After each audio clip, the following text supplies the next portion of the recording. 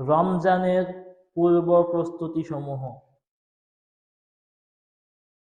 আল্লাহ সুবহানাহু ওয়া তাআলা আমাদের জন্য রমজানকে ফরজ করে দিয়েছেন। আল্লাহ বলছেন, ইয়া আইয়ুহাল্লাযীনা আমানু কুতিবা আলাইকুমুস সিয়াম কামা কুতিবা আলাল্লাযীনা মিন ক্বাবলিকুম লাআল্লাকুম তাত্তাকুন।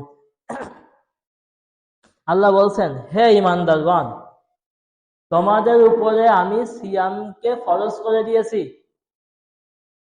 ঠিক যেমনি ভাবে আমি ফরজ করে দিয়েছিলাম তোমাদের পূর্ববর্তী যারা ছিল তাদের উপর। কেন ফরজ করেছি? লাআল্লাকুম তাত্তাকুন, যাতে তোমরা আল্লাহ ভীরু হতে পারো, আল্লাহর ভয় অর্জন করতে পারো। এই আয়াত দ্বারা প্রমাণ হয় যে আল্লাহ সুবহানাহু ওয়া তাআলা শুধু আমাদের উপরে নয়, আমাদের পূর্বে যে সকল নবী রাসূলগণ চলে গিয়েছে তাদের উপরেও এই সিয়ামটা ফরজ ছিল। সিয়াম মুসলিম জীবনে এমন গুরুত্বপূর্ণ একটি ইবাদত, এটি ইসলামের একটি খুঁটি। ইবনে ওমর রাদিয়াল্লাহু তাআলা আনহু বলেন, রাসূল সাল্লাল্লাহু আলাইহি ওয়াসাল্লাম বলেছেন, বুনিয়াল ইসলাম আলা খামসিন শাহাদাতি আন্না লা ইলাহা ইল্লাল্লাহ ওয়া আন্না মুহাম্মাদুর রাসূলুল্লাহ ওয়া ইকামিস সালাত ওয়া ইতাইজ যাকাত ওয়া হজ্জি ওয়া সাওমি রমাদান। ইবনে ওমর রাদিয়াল্লাহু তাআলা আনহু বলছেন, আল্লাহ রাসূল সাল্লাল্লাহু আলাইহি ওয়াসাল্লাম এই কথা বলেছেন যে ইসলাম 5টি খুঁটির উপরে দাঁড়িয়ে আছে। তার মধ্যে প্রথম নম্বরের খুঁটি হচ্ছে এই সাক্ষ্য দেওয়া আল্লাহ ছাড়া সত্য কোনো ইলাহ নেই, মুহাম্মদ সাল্লাল্লাহু আলাইহি ওয়াসাল্লাম আল্লাহর বান্দা ও তার রাসূল। তারপর ইকামিস সালাত, তারা সালাত প্রতিষ্ঠা করবে, আর তাই যাকাত, তারপর যাকাত দেবে, হজ করবে, আর সাওমি রমাদান, এবং তারা রমজান মাসে সিয়াম পালন করবে। তার মানে বোঝা গেল সিয়াম হচ্ছে ইসলামে ফরজ হওয়ার এমন একটি ইবাদত যে ইবাদতটা ইসলামের রুকন। এজন্য এই সিয়াম রাখার জন্য আমাদের কিছু প্রস্তুতি আগে ভাগেই নেওয়া উচিত। রমজানের প্রস্তুতি উপলক্ষে সর্বপ্রথম যে আমাদের প্রস্তুতি নেওয়া উচিত, আমাদেরকে খালেজ ভাবে নিয়ত করতে হবে। খালেজ ভাবে নিয়ত করতে হবে যে আল্লাহ, আমি যদি রমজান পাই, আমি ইনশাআল্লাহ তোমার সন্তুষ্টির জন্য 1 মাস সিয়াম পালন করব। যেমন ইখলাস সম্পর্কে আল্লাহ বলছেন, ওয়ামা উমিরু ইল্লা লিয়াবুদুল্লাহা মুখলিসিনা লাহুদ্দিন হুনাফা ওয়া ইউকিমুস সালাতা ওয়া আতুজ যাকাতা ওয়া যালিকা দীনুল কাইয়্যিম। আল্লাহ বলছেন, তাদেরকে শুধু এই আদেশ করা হয়েছে, তাদেরকে শুধু এই আদেশই করা হয়েছে যে তারা তাদের দিনটাকে খালেজ করে নেবে আল্লাহর জন্য, এবং যে কোনো ইবাদত করবে তারা দিনকে এজন্যই খালেজ করবে আল্লাহর জন্য, তারা সালাত প্রতিষ্ঠা করবে, যাকাত দিবে, এবং এটাই হচ্ছে তাদের জন্য সঠিক দিন। আল্লাহ এখানে বললেন যে যে কোনো কাজ করবেন কিসের জন্য? আল্লাহর সন্তুষ্টির জন্য। আল্লামা সাইয়েদ সাবেক রাহিমাহুল্লাহ তিনি নিয়তের ব্যাপারে বলতে গিয়ে তিনি বলছেন, নিয়ত হচ্ছে মানুষের অন্তরের একটি কর্ম, যার সঙ্গে ঠোঁটের কোনো সম্পর্ক নেই। তারপর তিনি হাদিস উল্লেখ করছেন এভাবে, আল্লাহ রাসূল সাল্লাল্লাহু আলাইহি ওয়াসাল্লাম বলেছেন, ইন্নামাল আমালু বিন্নিয়াত কুল ইন্নামা ইমরিন মা নাওয়া, যে মানুষের প্রতিটা কাজ তাদের তার নিয়তের উপরে নির্ভরশীল। কুল ইন্নামা ইমরিন মা নাওয়া, মানুষ তাই পায় যা সে চায়। এখানে ছোট্ট একটি শব্দ নাওয়া, যা আল্লাহ রাসূল সাল্লাল্লাহু আলাইহি ওয়াসাল্লাম উল্লেখ করেছেন। এই নাওয়া শব্দের অর্থ হচ্ছে বিসি বা আটি। আমরা আমাদের অন্তরে কি পোষণ করছি, কোন নিয়ত আমরা রেখেছি, এই অন্তরের যদি নিয়ত শুদ্ধ হয়ে যায় তাহলে আমাদের ইবাদত সঠিক হয়ে যাবে। যদি আমরা আমের বীজ লাগাই তাহলে আম খেতে পারবো। আমের আটি লাগিয়ে কি জামের গাছ হওয়া সম্ভব? সম্ভব? কখনো সম্ভব নয়। লিচু গাছ লাগিয়ে কাঁঠাল খাওয়া সম্ভব না। তার মানে যেই বীজ লাগাবো সেই বীজের ফসলই আমরা পাবো। ঠিক তেমনি ভাবে আমার অন্তরে যদি আল্লাহ সন্তুষ্টির জন্য আমি রোজা রাখার নিয়ত করি তাহলে আমরা রোজার পরিপূর্ণ নেকি পাবো। আর যদি আমাদের নিয়তের মধ্যে গলদ থাকে তাহলে আমরা নেকি পাবো না। যেমন আল্লাহ রাসূল সাল্লাল্লাহু আলাইহি ওয়াসাল্লাম অন্য হাদিসের মধ্যে বলছেন, ইন্নাল্লাহা লা ইয়ানজুরু ইলা সুওয়ারিকুম ওয়া আমওয়ালিকুম, যে আল্লাহ তাআলা দেখেন না মানুষের অর্থ সম্পদ তার চেহারা, ওয়ালাকিন ইয়ানজুরু ইলা কুলুবিকুম ওয়া আমওয়ালিকুম, আল্লাহ দেখেন মানুষের অন্তরে কি আছে, কুলুবিকুম তাদের অন্তরে কি আছে, এবং আমওয়ালিকুম তাদের আমল কি আছে। তার মানে আল্লাহ কি দেখেন না? আমার আপনার চেহারাও দেখেন না, আমার আপনার কত টাকা আছে এটা আল্লাহ দেখেন না। তারপরে আল্লাহ রাসূল বলছেন আল্লাহ দেখেন শুধু মানুষের অন্তর এবং তার নেক আমল। নেক আমল যদি হয় তাহলে সেটা আল্লাহর কাছে কবুল হবে, যদি সেটা আল্লাহ সন্তুষ্টির জন্য হয়ে থাকে। আল্লাহ রাসূল সাল্লাল্লাহু আলাইহি ওয়াসাল্লাম সহিহ বুখারীর একটা হাদিসের মধ্যে বলছেন যে আল্লাহর কোন বান্দা যদি একটি ভালো কাজ করার সংকল্প করে, নিয়ত করে, তাহলে তার জন্য একটি নেকি লিখে দেওয়া হয়। আর যদি সে সেই কাজটি করে ফেলে তাহলে সেই কাজের প্রতিদান তাকে 10 গুণ থেকে বাড়িয়ে 700 গুণ পর্যন্ত দেওয়া হয়। সুবহানাল্লাহি ওয়া বিহামদিহি। তার মানে আপনি এখন নিয়ত করেছেন যে আল্লাহ রমজান মাস যদি পাই 1 মাস সিয়াম রাখবো।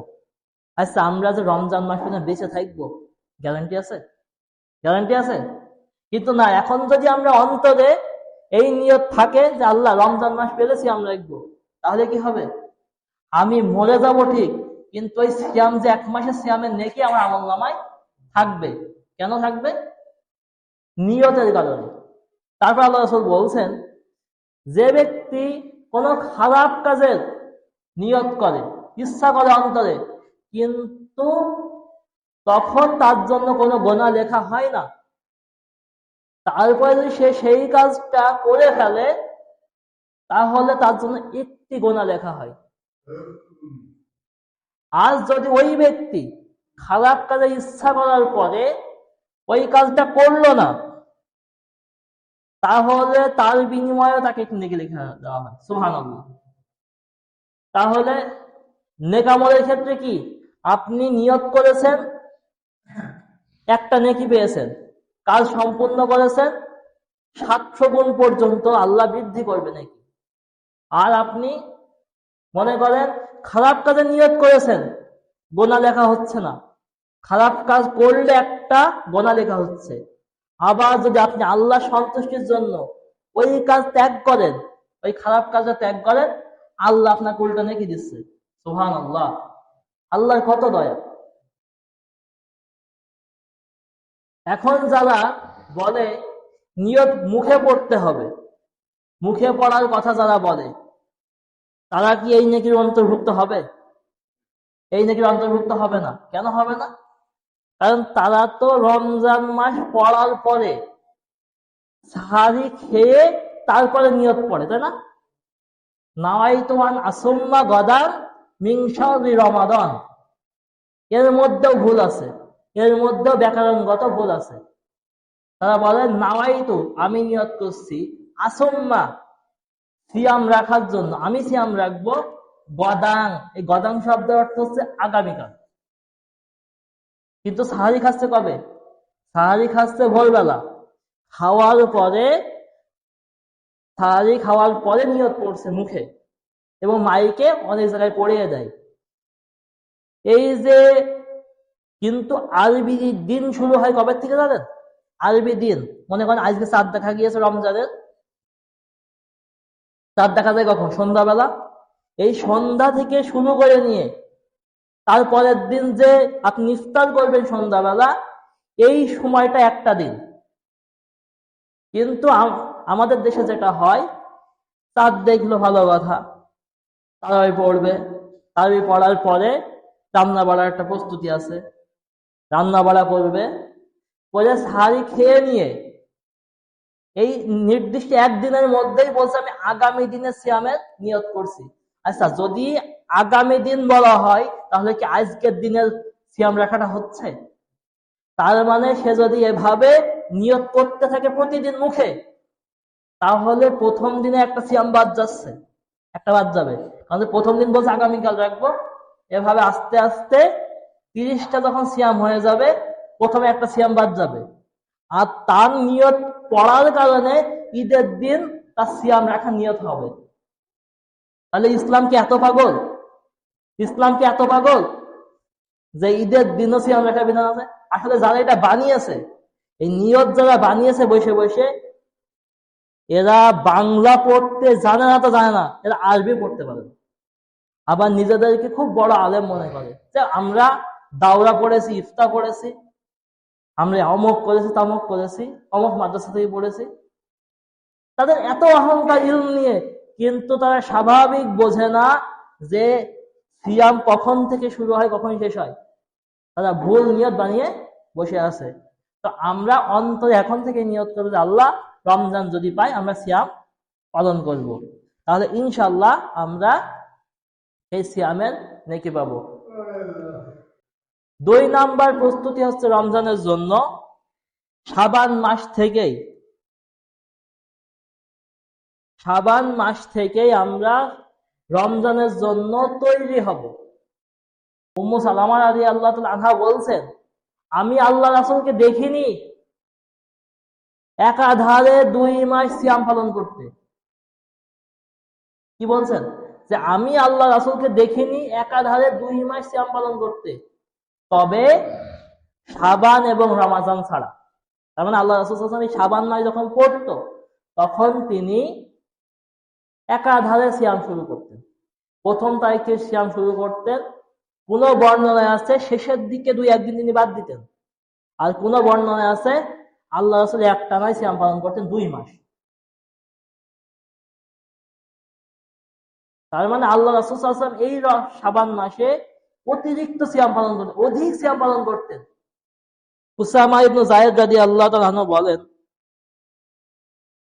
যে আমি একদিন আল্লাহ রাসূলকে প্রশ্ন করলাম, আল্লাহ রাসূল, আমি তো আপনাকে অন্য মাসে এত সিয়াম পালন করতে দেখি না যতটা সিয়াম আপনি রমজান মাস মানে শাবান মাস আসলে পালন করেন, এটা আপনি কেন করেন? তখন আল্লাহ রাসূল বলছেন, মানুষ এই শাবান মাস সম্পর্কে খুবই গাফেল থাকে। আল্লাহ রাসূল বলছেন কি, মানুষ শাবান মাস সম্পর্কে খুব গাফেল থাকে, কিন্তু আল্লাহর দরবারে মানুষের আমলনামা এই শাবান মাসে পেশ করা হয়।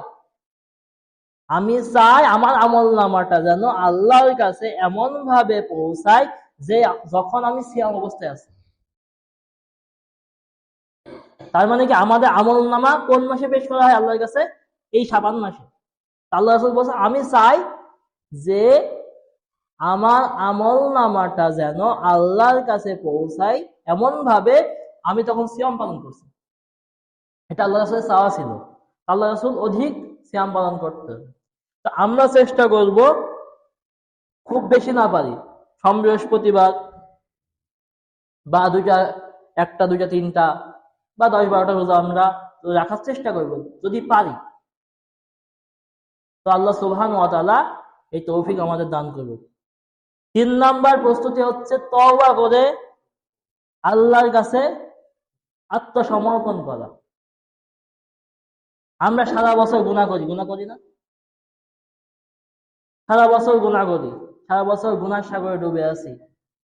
তো আল্লাহ রাসূল সাল্লাল্লাহু আলাইহি ওয়াসাল্লাম বলছেন, কোন ব্যক্তি যখন গুনাহ করে তার অন্তরে একটি কালো দাগ পড়ে যায়। এভাবে গুনাহ করতে করতে তার অন্তরটা একসময় কালো হয়ে যায়, মরিচা পড়ে যায়।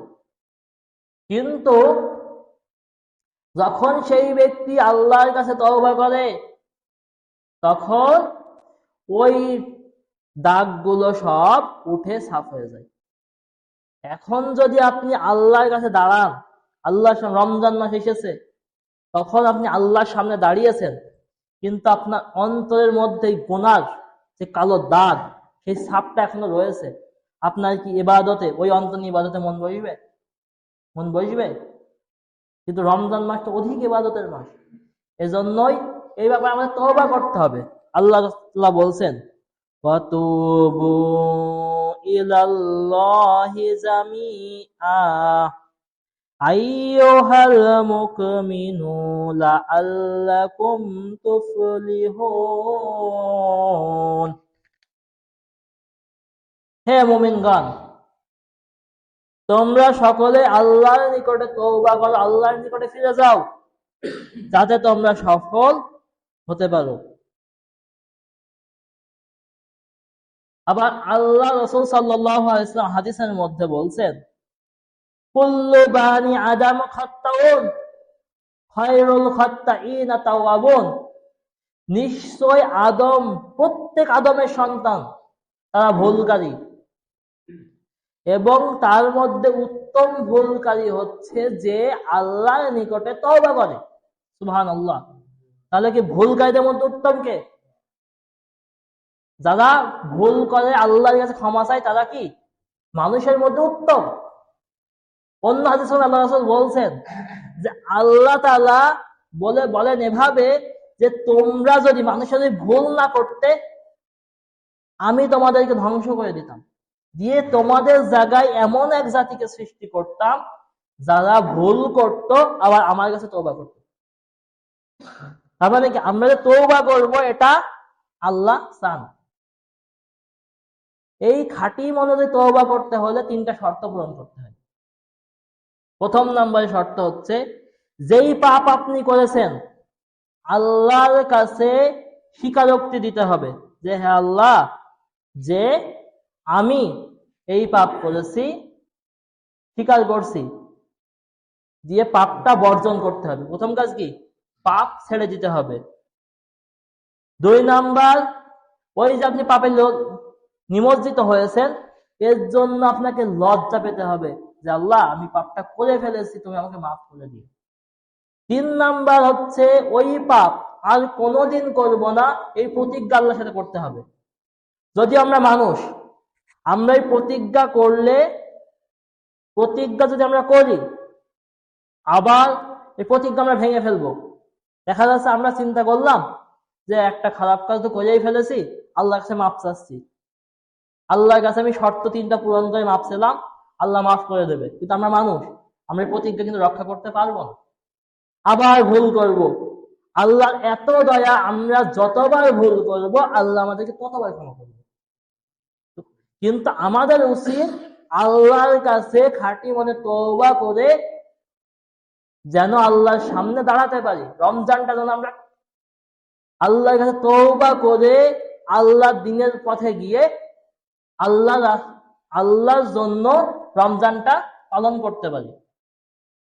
এটা গেল যদি আপনার ভুলগুলো হয় শুধু আল্লাহ কেন্দ্রিক। যেমন আপনি নামাজ পড়েননি, হয়তোবা কাউকে গালি দিয়েছেন, বা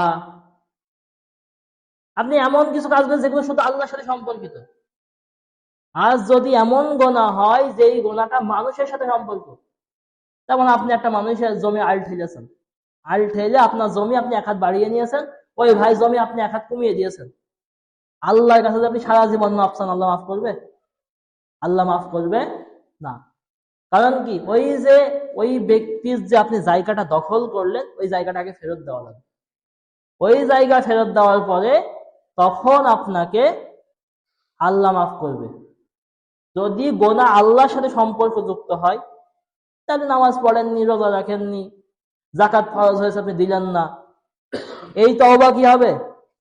3টা শর্ত যদি পূরণ করেন তওবা কবুল। আজ যদি আপনার এই গোনাটা বান্দার সাথে সম্পর্কিত হয়, তাহলে 4র্থ নম্বর শর্ত হচ্ছে বান্দার কাছ থেকেই মাফ নিতে হবে। আর যদি না নেন বান্দার কাছ থেকে মাফ, কিয়ামতের মাঠে আপনাকে ওই দেনা শোধ করতে হবে। তখন কি হবে জানেন? তখন আল্লাহ বলবেন, যাও ওর কাছে তুমি অন্যায় করেছো, মাফ নিয়ে এসো। এখন কিয়ামতের মাঠে কেউ কি কারণ মাফ করবে? করবে না। তখন কি হবে জানেন? আপনি ওই ব্যক্তির ক্ষতি করেছেন, ওই ব্যক্তি আপনার কাছে পায়, অর্থ সম্পদ পায়, তার মান সম্মান নষ্ট করেছেন সেটা পায়, তো তখন আপনার নেকি দিয়ে ওই ব্যক্তিকে শোধ করতে হবে। নেকি দিয়ে শোধ করতে হবে। যদি নেকি দিয়ে শোধ করার পরে আপনার নেকি সব শেষ, তবে তার যে পাওনা আপনার কাছে পাওনা শোধ হয়নি, তখন তার যে গোনা আছে এই গোনাগুলো আপনার উপর চাপানো হবে। একটা পরে গিয়ে ওই ব্যক্তি যাবে জান্নাতে, আপনি যাবেন জাহান্নামে।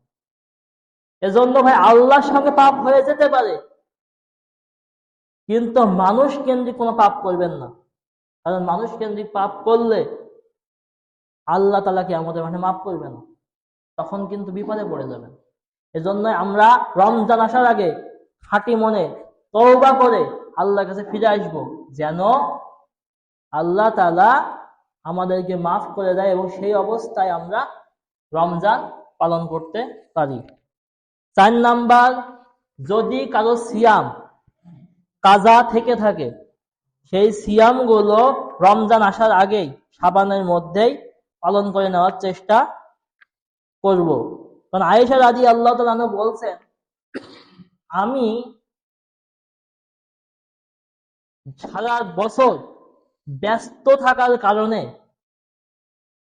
আমার রমজানের যে সিয়াম কাজা হতো, তা আমি শাবান মাসে এসে আদায় করতাম। আর তখন তো আল্লাহ রাসূল ব্যাপক আকারে তিনি ইবাদতে লিপ্ত, তখন তার স্ত্রীরাও স্বাভাবিকভাবে ফ্রি থাকে। আল্লাহ রাসূল সিয়াম পালন করছেন, তার মানে রান্না বাড়াও কম। তো মা আয়েশা বলছেন যে আমি আমার কাজা সিয়াম গুলো পালন করতাম শাবান মাসে এসে। এখন আমাদের তো সিয়াম অনেক কারণে কাজা হয়, তাই না? আমরা হয়তো বা কেউ রমজানের সফরে গিয়েছি, সিয়াম কাজা হয়েছে। কেউ অসুস্থ হয়েছি রমজান মাসে, সেই সিয়াম কাজা আছে। আবার আমাদের মা বোনেদের স্বাভাবিক 3 দিন 4 দিন 5 দিন 7 দিন কাজা থাকে।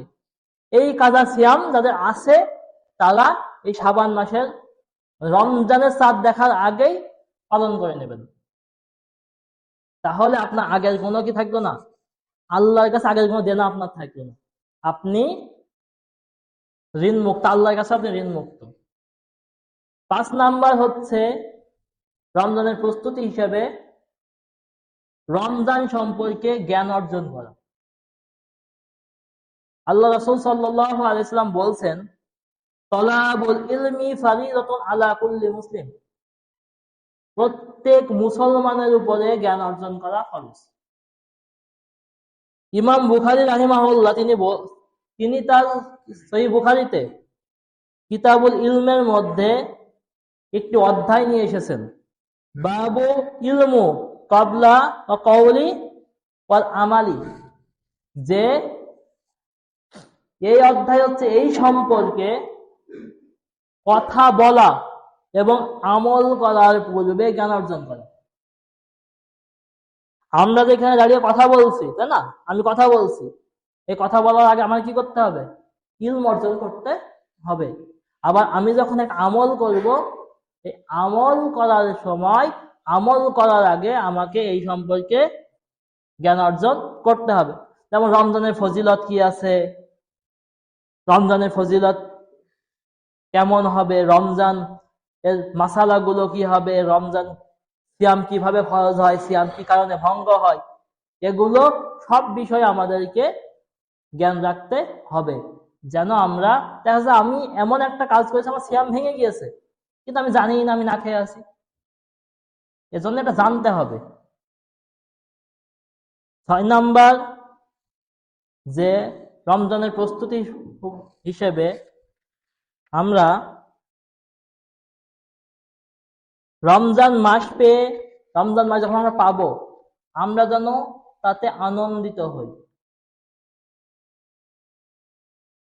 আবু হুরায়রা রাদিয়াল্লাহু তাআলা আনহু বলেন, রাসূল সাল্লাল্লাহু আলাইহি ওয়াসাল্লাম বলেছেন যে আদম সন্তানের প্রত্যেকটি আমল 10 থেকে 700 গুণ পর্যন্ত বাড়ানো হয়, কিন্তু রমজান এমন একটি ইবাদত, সিয়াম এমন এক ইবাদত, এই ইবাদতের পুরস্কার আল্লাহ নিজ হাতে দিবেন।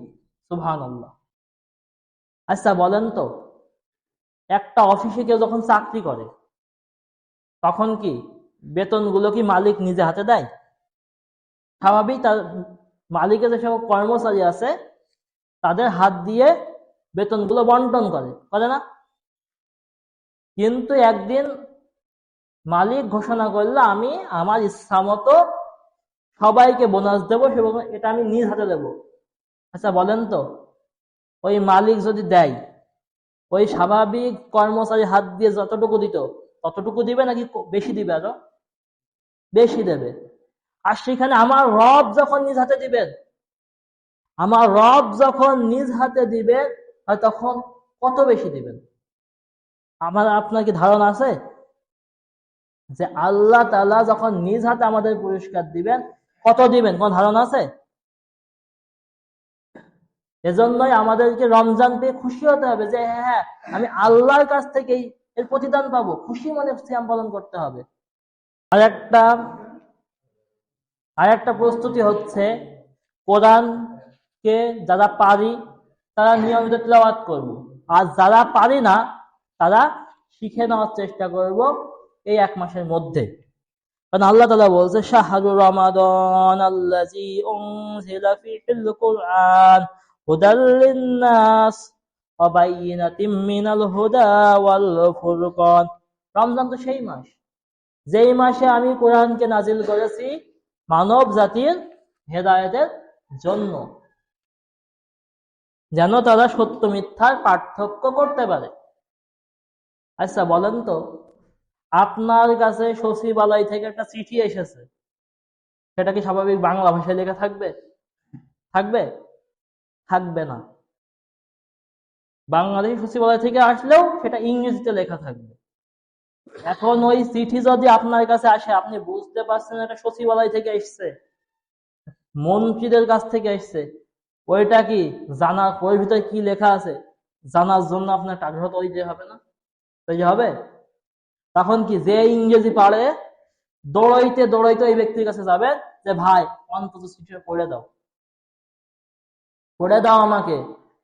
কিন্তু মহান আল্লাহর পক্ষ থেকে আমাদের জন্য একটা গাইডলাইন আসলো, কিন্তু আমরা সেটা পড়তে পারি না। আমাদের মনে কোনো আফসোস আছে?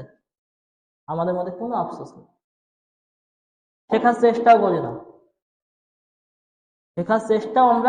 করি না, কিন্তু ওইটাই তো পড়ার দরকার ছিল, কিন্তু আমরা এটা পড়তে পারছি না। আমাদের এটা ব্যর্থতা। আমরা যারা পারি না তারা শিখবো, আর যারা পারি তারা নিয়মিত পড়বো। আল্লাহ সুবহানাহু ওয়া তাআলা আমাদেরকে যতটুকু কথা বলেছি কোরআন এবং সুন্নাহ ভিত্তিক রমজানের প্রস্তুতিমূলক কথা বলার চেষ্টা করেছি, আল্লাহ সর্বপ্রথম আমাকে, তারপর আপনাদেরকে আমল করার তৌফিক দান করুক। পড়েন আমিন।